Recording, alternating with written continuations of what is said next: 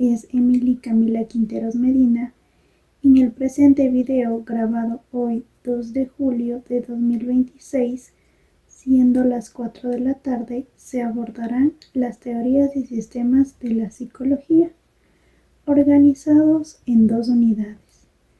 Unidad 3. Conductivismo y cognitivismo. Conductivismo clásico, el rechazo a la mente. Viajemos a principios del siglo XX para encontrarnos con el conductivismo clásico, una corriente liderada por John B. Watson. Watson hizo una propuesta que sacudió los cimientos de la época. Afirmó que la psicología, para ser una ciencia real, debía dejar de lado los procesos internos de la mente porque no eran medibles ni observables de forma directa. Inspirándose en los famosos experimentos de Ivan Pavlov en perros, Watson postuló que toda la conducta humana es el resultado de un binomio fundamental, estímulo y respuesta, o la relación SR. El gran aporte de este enfoque fue la introducción de métodos experimentales rigurosos para el estudio del comportamiento. Sin embargo, también recibió duras críticas por su visión mecanística, acusada de ignorar la riqueza del pensamiento, la memoria y las emociones. Condicionamiento operante. Las consecuencias importan. El conductivismo no se quedó allí. Años después, Skinner expandió esta perspectiva al desarrollar el condicionamiento operante. A Skinner no solo le importaba el estímulo que provocaba una acción, sino lo que ocurría después de ella. Él analizó cómo las consecuencias de una conducta alteran la probabilidad de que ésta se vuelva a repetir. Aquí es donde entran tres conceptos claves que hoy se usan en clínicas y escuelas de todo el mundo. Primero, el refuerzo positivo, que es una consecuencia agradable que fortalece una conducta. El segundo, el refuerzo negativo, que aumenta la conducta al eliminar un estímulo desagradable. Y el tercero, el castigo, una consecuencia incómoda orientada a disminuir un comportamiento. A pesar de la enorme utilidad de sus programas de modificación conductual, la corriente operante fue criticada por descuidar la motivación interna y los procesos creativos humanos. Aprendizaje vicario, el poder de la observación. Para resolver las limitaciones de los modelos anteriores, Albert Bandura propuso el aprendizaje vicario u observacional. Bandura demostró que los seres humanos no necesitamos experimentar directamente las consecuencias para aprender. Podemos adquirir nuevas conductas observando a otros, un proceso conocido como modelado. Para que este aprendizaje se complete con éxito, la teoría describe 4 pasos esenciales: atención, retención, reproducción y motivación. Este enfoque fue un gran avance para explicar cómo transmitimos normas, valores y habilidades sociales. No obstante, los críticos recuerdan que pueden observar no garantiza el aprendizaje autónomo, ya que siempre intervienen factores motivacionales y de contexto. Cognitivismo, la mente como procesador. Toda esta evolución nos lleva a la gran revolución de mediados del siglo XX. El cognitivismo, impulsado por las figuras centrales como Jean, Ulrich, Neisser y Rejome Brunner, el cognitivismo surgió como una respuesta directa al conductivismo, respetando el estudio de la percepción, la memoria, el razonamiento y la resolución de problemas. Los cognitivistas postulan que la mente funciona como un procesador de la información de manera similar a un ordenador. y que los procesos cognitivos, los que determinan la conducta, no solo los estímulos externos. Su aplicación en la educación fundamentó el aprendizaje significativo y las estrategias cognitivas. Su crítica principal es que en ocasiones algunos de sus enfoques abstractos pueden subestimar el contexto social y emocional de las personas. Transición a la unidad 4. Como acabamos de ver, la unidad 3 nos muestra cómo la psicología avanzó desde el control de la conducta mediable hasta los procesos lógicos del cerebro. Pero, ¿qué pasa con el sentido de la vida? ¿Qué ocurre con la espiritualidad, el afecto y la persona vista como una totalidad? Unidad 4. Corriente humanista y Gestalt. El nacimiento de la tercera fuerza. Para entender el humanismo psicológico, primero debemos comprender su contexto histórico. Nació oficialmente en Estados Unidos en 1962, impulsado por un grupo de pensadores progresistas. Este paradigma emergió en una época convulsa de posguerra, marcada por el Holocausto y la amenaza nuclear. Ante un mundo civilizado en lo científico, pero profundamente inefectivo para resolver sus conflictos de forma dialogada, surgió la necesidad de una psicología holística, filosófica y humana.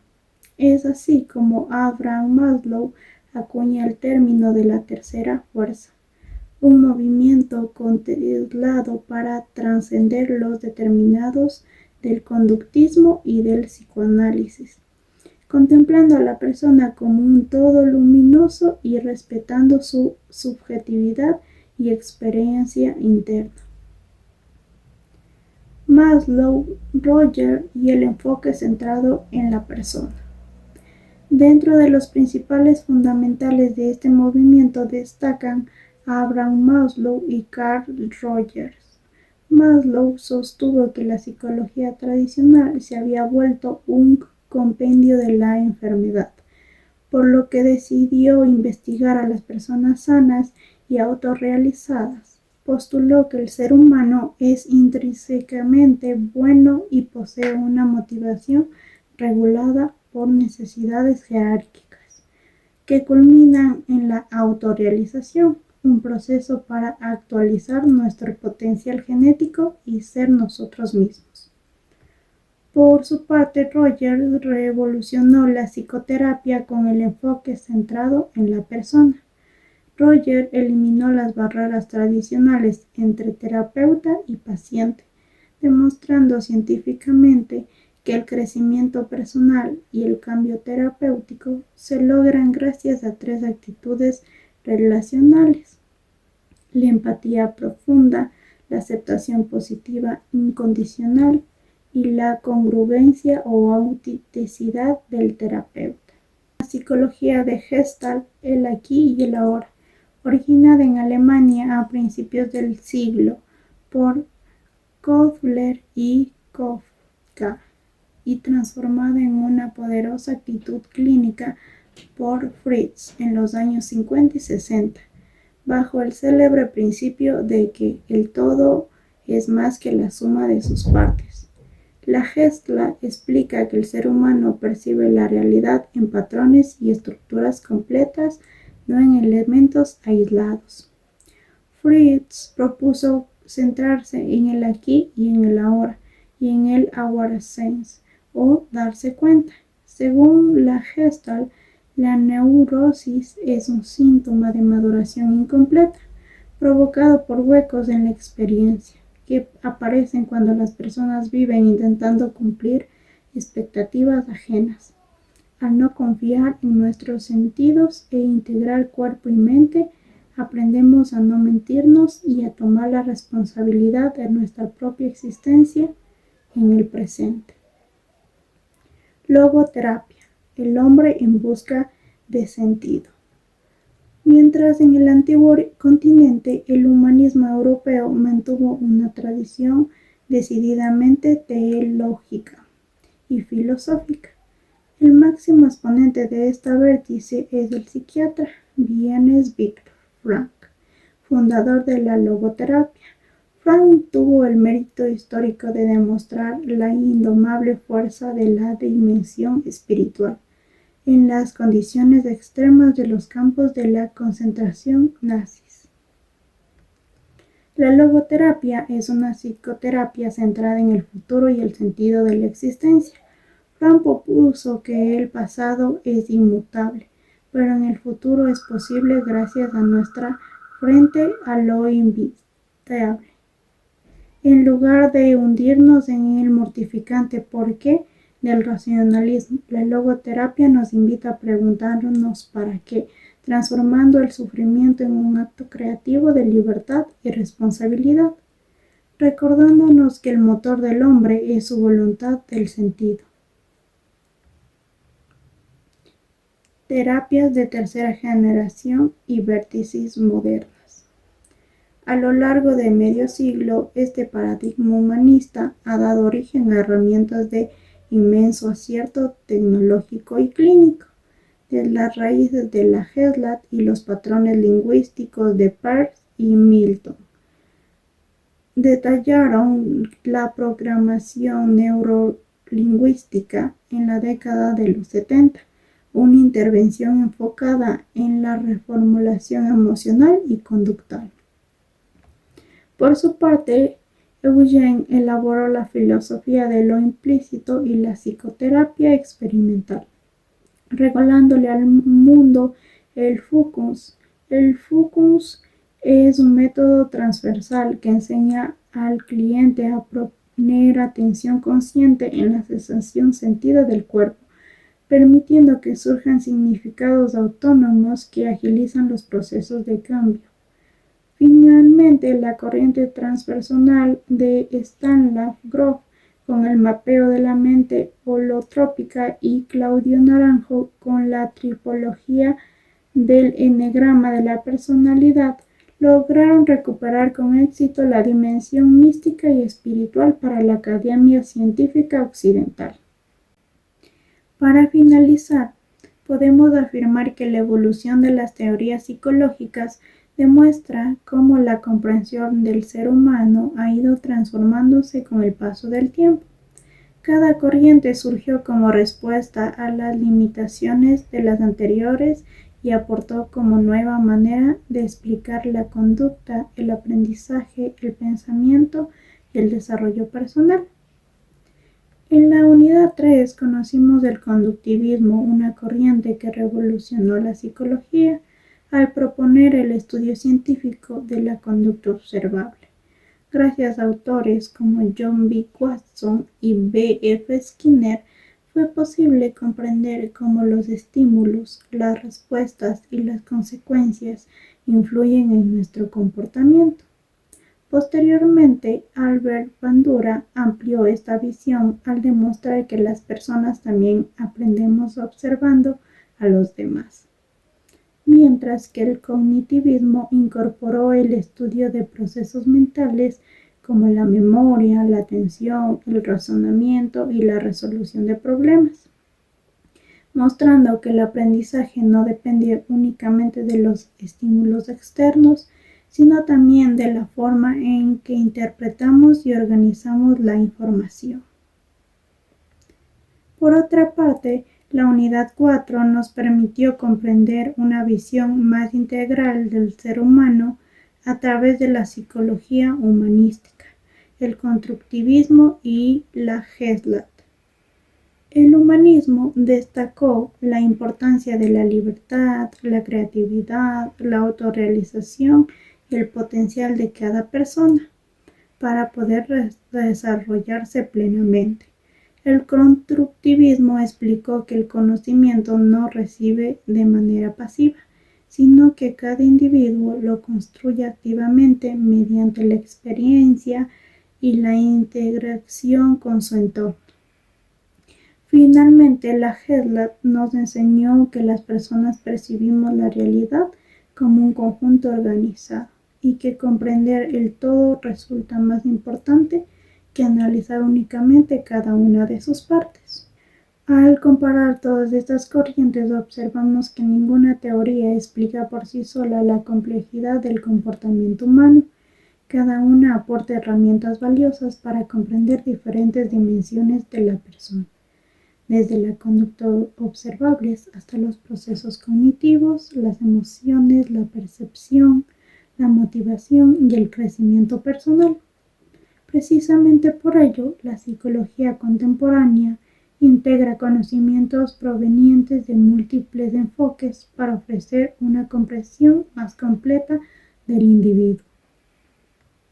Como futuros profesionales de la psicología, conocer estas teorías no solo representa un requisito académico, sino también una base fundamental para analizar situaciones reales, comprender las necesidades de las personas y seleccionar las estrategias de intervención más adecuadas de los distintos ámbitos de actuación profesional. En conclusión, las teorías y sistemas psicológicos constituyen los pilares sobre los cuales se ha construido la psicología moderna. Gracias a los aportes de cada corriente, hoy entendemos que el ser humano es un ser complejo, cuya conducta está influenciada por factores biológicos, cognitivos, emocionales, sociales y culturales. Comprender esta diversidad de perspectivas nos permite desarrollar una visión más crítica, científica y humana de la psicología, reconociendo que el objetivo principal de esta disciplina es contribuir al bienestar, el desarrollo y la calidad de vida de las personas. Un dato adicional: la influencia de las teorías psicológicas en la inteligencia artificial y la tecnología actual.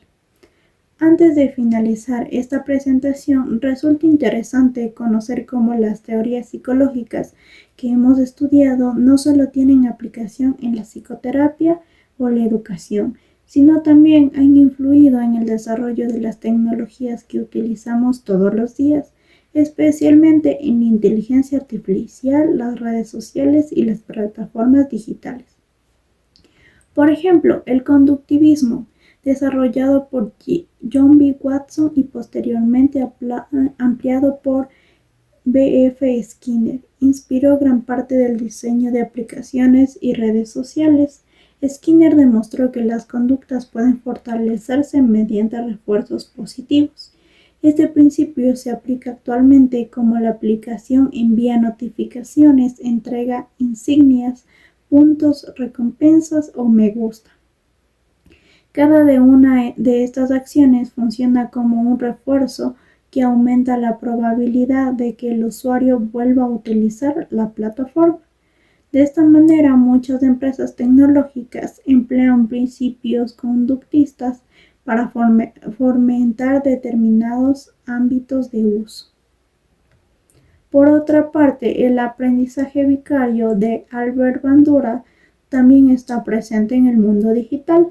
Las personas aprenden observando el comportamiento de otras a través de videos, redes sociales y plataformas educativas. Actualmente, millones de usuarios adquieren conocimientos, desarrollan habilidades e incluso modifican sus comportamientos simplemente observando a otras personas. Esto demuestra que el aprendizaje por observación sigue siendo una de las formas más importantes de adquirir nuevas conductas.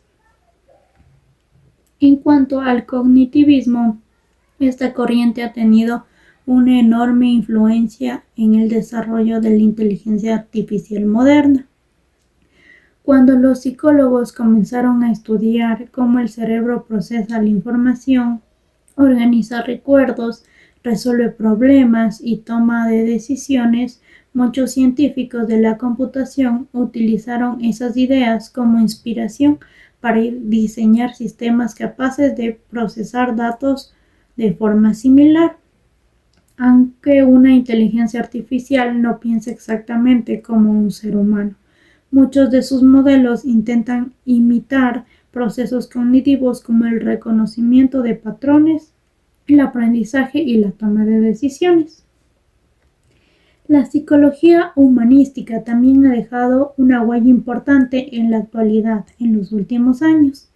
Las organizaciones han comprendido que el bienestar emocional de las personas influye directamente en su rendimiento académico y laboral. Por ello, muchas empresas implementan programas de desarrollo personal, liderazgo empático, bienestar psicológico y salud mental, inspirados en las ideas de Abraham Maslow y Carl Rogers. La famosa pirámide de necesidades continúa utilizándose para comprender qué motiva a las personas y cómo favorece su desarrollo integral. Asimismo, los principios de Headland tienen una enorme presencia en el diseño gráfico, la publicidad y las interfaces digitales. Las aplicaciones móviles, las páginas web y los logotipos utilizan constantemente principios como la proximidad, la semejanza, la continuidad y la figura fondo para organizar la información de forma clara y atractiva. Gracias a estos principios, nuestro cerebro interpreta rápidamente imágenes, símbolos y diseños sin necesidad de analizarlos uno por uno. Finalmente, todas estas aplicaciones demuestran que las teorías psicológicas no pertenecen únicamente al pasado, ni se limitan a los consultorios psicológicos.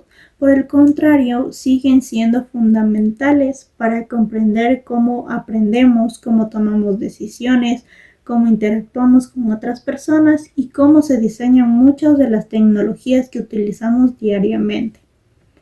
Este recorrido nos permite concluir que la psicología continúa evolucionando y adaptándose a las necesidades de la sociedad. Las teorías estudiadas en esta unidad siguen siendo la base para nuevas investigaciones y para el desarrollo de herramientas que buscan mejorar la educación, la salud, el trabajo y la calidad de vida de las personas. Conocerlas no solo amplía nuestra formación académica, sino que también nos ayuda a comprender mejor el mundo actual y el comportamiento humano en una sociedad cada vez más tecnológica.